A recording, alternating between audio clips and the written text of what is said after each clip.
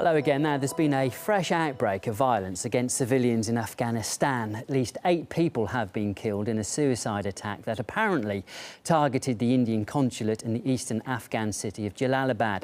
More than 20 others were injured, and police say many of the casualties are children. Well, to further discuss the surge in violence in Afghanistan, I'm now joined live by Dr. Bidet Day from the University of Northumbria. Thank you very much for joining us this afternoon. Thank you. The latest report by the UN says attacks against civilians have surged almost a quarter during the first half of the year.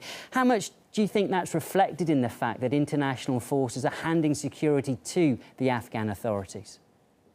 Okay, thank you. First of all, condolences to the families and to the families of the victims, as we know that most of them are children, and it's always saddening to see that innocent civilians are falling victim to these kind of terrorist attacks. But at the same time, we have to see the bigger picture of the scenario.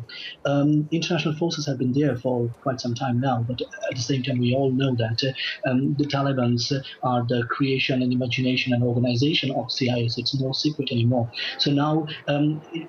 What Western forces, particularly NATO, have done has miserably failed over the years. They couldn't actually cope with the local requirements. They didn't engage properly with the local communities and never tried to understand their needs and requirements. Instead, they tried to implement their defined democracy, their defined ways of establishing and running a state, which was not liked and appreciated by the normal Talibans. And in fact, that created sympathy for Talibans in this region. So do you think the situation will actually get worse once the international forces have pulled out?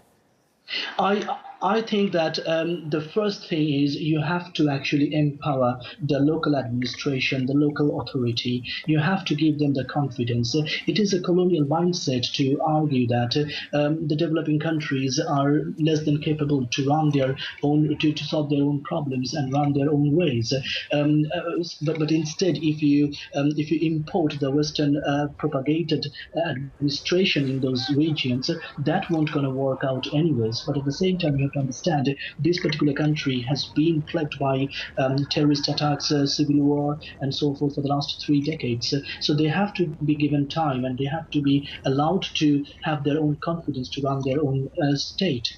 Well, let's just talk a little bit about the attack that's happened today. I mean, Indian buildings in Afghanistan have been targeted before. Dozens were killed in 2 attacks on its embassy in Kabul just a few years ago.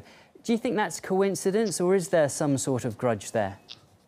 I think that it's a part of the organized activity. India epitomizes secularism and democracy in that region, although India has got its own threat from extremist religious outfits. But at the same time, India has been siding proper democracy, rule of law and secularism for more than half a century now. And also we have to understand the role of India in the overall development in the BRIC nations. So yes, I mean, there is something more than just coincidence, and there must be something more sinister behind it. Dr. Bidet Day from the University of Northumbria, thank you very much.